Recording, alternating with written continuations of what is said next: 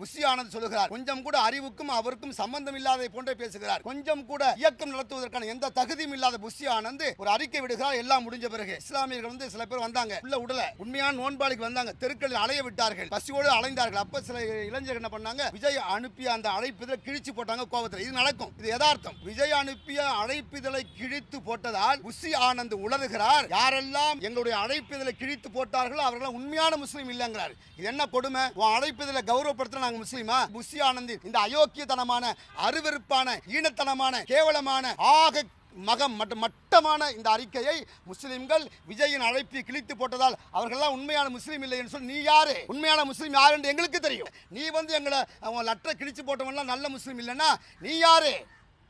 நீ நல்லவனா? நீ விக்கிரவாண்டில் மாநாடு அந்த லட்சணம் எங்களுக்கு தெரியாதா என்றெல்லாம் எங்களால் கேட்க முடியும். நீ இஸ்லாமியர்களை துப்பாக்கி முதல் இலியோ வரை இஸ்லாமியர்கள் தீவிரவாதிகளாக காட்டி இஸ்லாமியர்கள் மீது பாதுகாப்பு இல்லை, உயிர் பாதுகாப்பு இல்லை என்று இசட் பிரிவு பாதுகாப்பு கேட்டதெல்லாம் எங்களுக்கு தெரியும். இப்படிப்பட்ட நீ இஸ்லாமியர்களுடைய வாக்குகளை பெறலாம் என்பதற்காக இஃப்தார் நடத்தினால் நாங்கள் என்ன அதாவது கஞ்சிக்கும் வடைக்கும் பிரியாணிக்கும் அலையக்கூடிய நாய்களா என்று நாங்கள் விஜயை தமிழ்நாடு சுன்னத் ஜமாத் கேட்டுக்கொள்கிறது. ஏன் பாஜக கூட இஃப்தார் நிகழ்ச்சி நடத்த இப்படி கேவலம் அரங்கேறி இருக்கிறதா?